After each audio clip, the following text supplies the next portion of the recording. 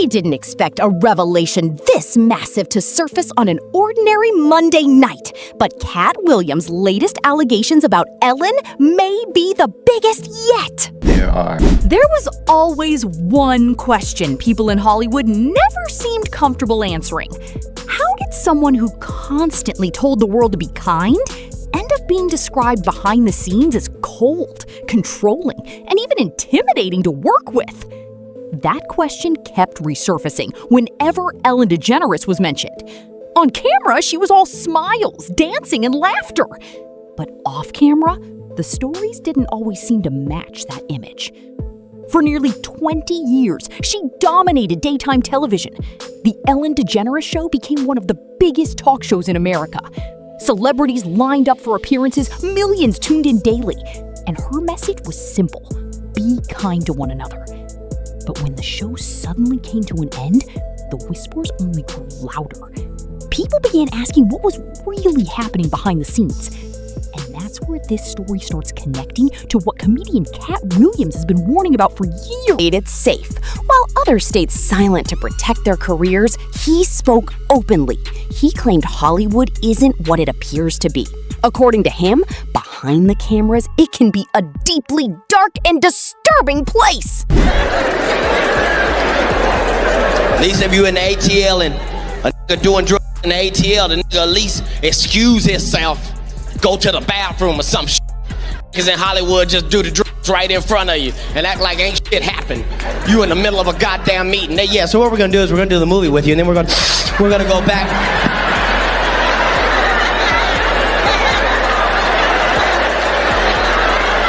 Did you know that I can see you?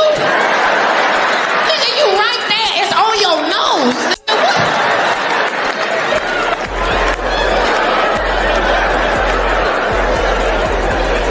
Motherfuckers be gay in Hollywood, you never expected.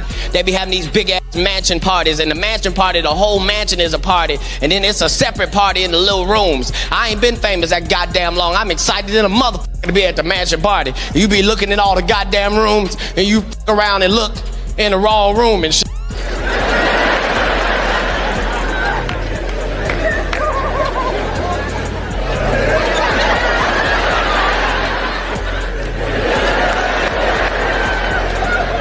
Come here, come here. Is that two niggas kissing? Is one of them niggas Professor Obi?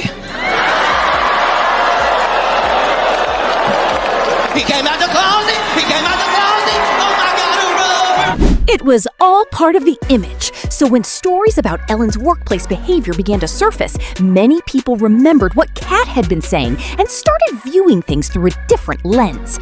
But Ellen didn't begin at the top. She was born on January 26, 1958, in Louisiana.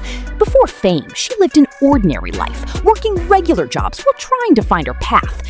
In the early 1980s, she began performing stand-up comedy in small clubs, appearing late at night for modest crowds. Then, in 1986, everything changed. She appeared on The Tonight Show starring Johnny Carson. After her performance, Carson invited her to sit on the couch. At that time, that moment meant one thing: you had made it. This is a good night for a young comedian to appear because you're all in a great mood. This is her first appearance on network television, although she can be seen this month on HBO's Young Comedian Special. And she's working at the Improvisation in San Diego this weekend. She'll be at the San Francisco Punchline the 3rd through the 6th of December, and at the Dallas Improv December the 9th through the 6th to 14th. Would you welcome Ellen DeGeneres? Ellen?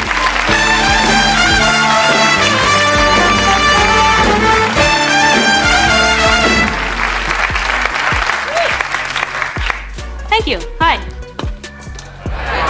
Good. You feeling good? Me too. Feels great. I've been keeping in shape lately, you know. You have to. I'm getting older. I'm 27. People say, you don't look 27. You look like you're about 23. I'm lucky because that runs in my family. My grandmother is 97. She looks about 93.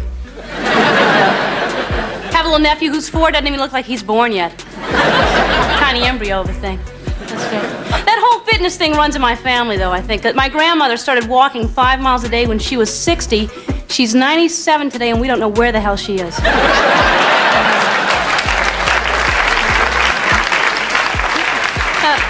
I'm kidding. We know where she is. She's in prison. I'm kidding again. You know, I kid a lot because I'm a comedian. From there, her career quickly took off. In the 1990s, she starred in her own sitcom, Ellen. Then, in 1997, she made a bold decision. She publicly told the world she was gay. At the time, that was considered a major risk in Hollywood. Soon after, her show was canceled, and some networks distanced themselves. For a while, it seemed like her career might be over. But she made a comeback. In 2003, she launched the Ellen DeGeneres Show. This time, she returned with a carefully defined image, someone positive, kind, and full of uplifting energy. At the end of every episode, she repeated the same message: be kind to one another. That message became her brand. The show became a massive success. She filmed more than 3,000 episodes, won dozens of awards, and became one of the most powerful figures in television. But behind the scenes, a very different story was beginning to emerge. Some former staff members started speaking out. They described the workplace as stressful and tense. One early employee claimed they were told not to speak to Ellen or even make direct eye contact with her. Others said they constantly felt like they were walking on eggshells. If you didn't pitch in her wheelhouse, then she looked at you like you had just fucking stabbed her puppy. And then there was this process of pushing people out of the circle. And you want to be in the circle because there's a lot of fear going on. Yeah. And you're in or out. So there's a lot of it didn't really bother me that much because I'd written on a lot of shows before and I kind of knew what it was like to have tough bosses. Yeah. I wrote for Bill Maher. Sure. And so I was just tough enough, but then there was these first-time writers they used to cry. There was a lot of crying in the hallways. Wow. Yeah. Just feels like it's not a good energy for a workplace or a show. I feel like you're getting less out of people by treating them like that. I think so. Yeah, for sure. I think in the long run. I think in the short run you might get more, but in the long run people get exhausted. Yeah. You break them. They can't. And then you hit sweeps, which is like you're working 12, 14-hour days because it's like the ratings months and then nobody can give anything, and you just hit walls. This former waitress claims she was threatened with a 2-week suspension after Ellen DeGeneres complained about, of all things, her chipped fingernail polish. I remember just being like, really? Chris Ferris says it happened when Ellen and Portia de Rossi had Sunday brunch, the high-end vegan restaurant in West Hollywood, where she was waiting tables. But a week later, Ferris says her boss got an email from the talk show queen. They were like, we had to talk to you. She emailed the owner of the restaurant and complained about your chip nail polish. What? And I was like, what? Ferris says in a bid to placate the high-profile celebrity, her boss hit her with a 2-week suspension at no pay. She got so upset, she quit. They were going to suspend me if I hadn't quit for the 2 weeks. What would you say to Ellen? I would say, what is happening in your life that you are already busy with the bountiful grace that's happening to your wealth, your influence? Why do you have the time to mess with someone who was just serving you? Do you look at Ellen differently now because of that incident? Oh, absolutely. I mean, before this, I was a huge fan. Like many waitresses in LA, Farrah is also an actress and does stand-up comedy. I don't want to name any names. The waitress's story is just the latest blow for Ellen, who faces accusations of turning a blind eye to a toxic work culture at her talk show, despite her public reputation for being kind to people. Be kind to one another. I felt mostly just sad that Ellen is so rich and powerful and a female comedian would take her time to hurt someone who she probably guesses is somewhat of a starving artist. I have seen some of the celebrities who came out and been like, well, she was never rude to me. And I'll be like, yeah, you're a rich, powerful celebrity. Well, she wasn't rude to you, I get it. But you aren't someone who's working underneath her. One producer claimed Ellen was aware of how some people were being treated behind the scenes, but chose to stay silent. According to that account, others would allegedly play the aggressor, raising their voices and creating tension, while she remained in the background. For some critics, that painted a very different picture from the public image viewers saw on television. As more allegations surfaced, older interview clips also began resurfacing online. In one widely discussed moment, Ellen repeatedly pushed Taylor Swift to talk about her dating life, even though Taylor appeared visibly uncomfortable. What was presented as a joke ended up feeling awkward to many viewers. Another clip that gained attention involved actress Dakota Johnson, who corrected Ellen on live television after Ellen suggested she hadn't been invited to Dakota's party. The exchange was brief, but for many people, it felt like one of the first visible cracks in Ellen's carefully crafted public persona. But perhaps the moment that stayed with people the most involved Mariah Carey. During an interview, Ellen joked about rumors that Mariah was pregnant. She brought out drinks and pressured Mariah to take a sip as a way to dismiss the speculation. Mariah appeared visibly uncomfortable, but eventually went along with it. You and I both really know now that Miss Ellen, not as nice as she portrayed on TV. Now, the most awkward, uncomfortable, and borderline unethical interview that Ellen did has to be Mariah Carey. Make sure you watch my pop culture paint lesson about Dakota and Ellen to get all of the tea. Mariah Carey was on the Ellen DeGeneres show in 2008, and Ellen obviously has to pry and bring up the pregnancy rumors that were circulating at the time. She didn't just do that, though. In order to pressure an answer out of her, she made her drink champagne live on TV. The other thing is that people are saying that that you're pregnant. There's rumors. Don't discuss that. All right. Well, you don't have to. No, that's okay. No, honestly, let's just toast with champagne and decide. But they've been saying that since. I can't believe you did this to me, Ellen. What? No, are you trying? I'm not going to ask you if you're pregnant. This is peer pressure. You see what Ellen is doing? This is peer pressure. No, let's toast to you not being pregnant. If you're not pregnant, then you should. My goodness. I can't believe her. Why would we toast to that?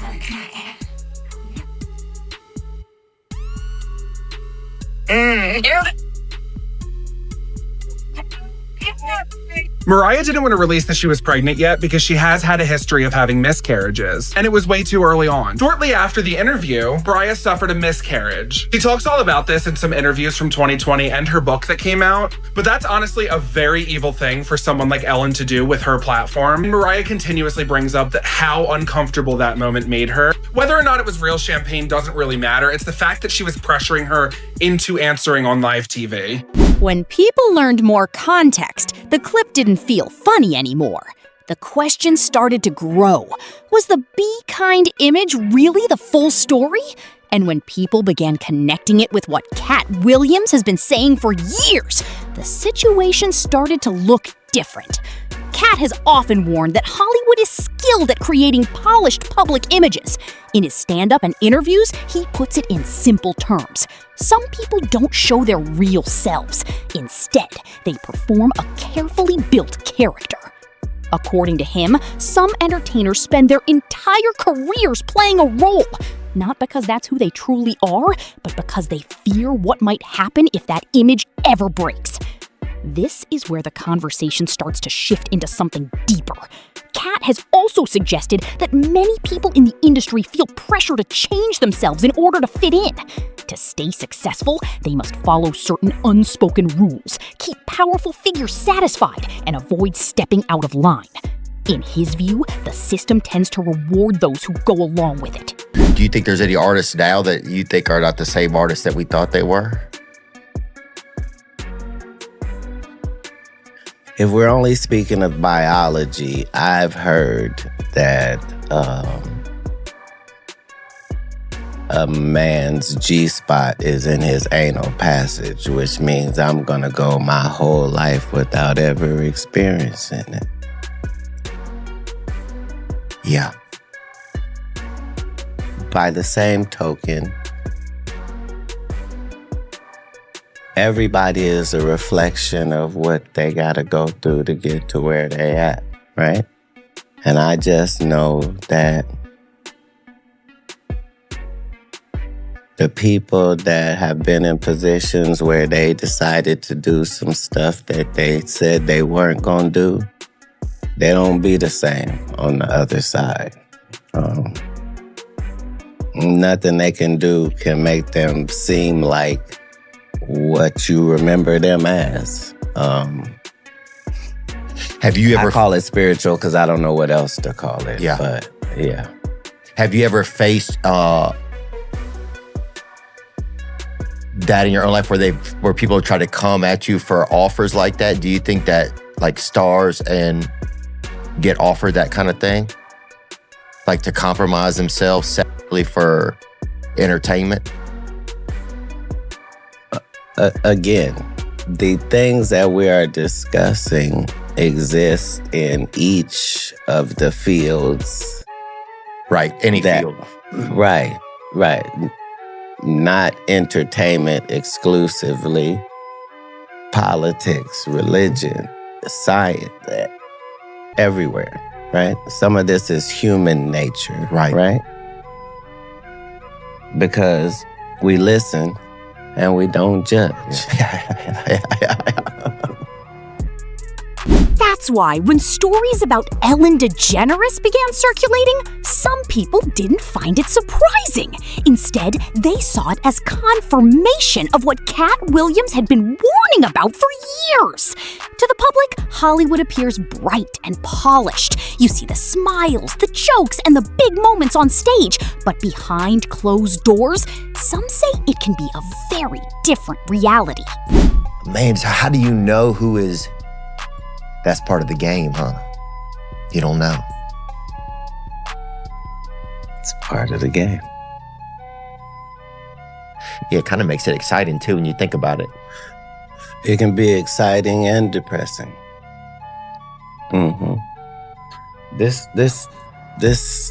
thing does not happen in yearly cycles. Like, it's not a every 12 months thing. It's not how it works. So the age of truth is not 1 year. It's the beginning of people having more of a thirst for what is true than an appetite for lies. So if you sell lies, it's a harder road for you. If you have truths to tell, people are hungry. The public sees one version of reality, clean, polished, and carefully controlled. But according to voices like Katt Williams, there may be another version that exists behind closed doors, away from the cameras and public attention. Do you think that side will ever fully come to light? Let us know in the comments below.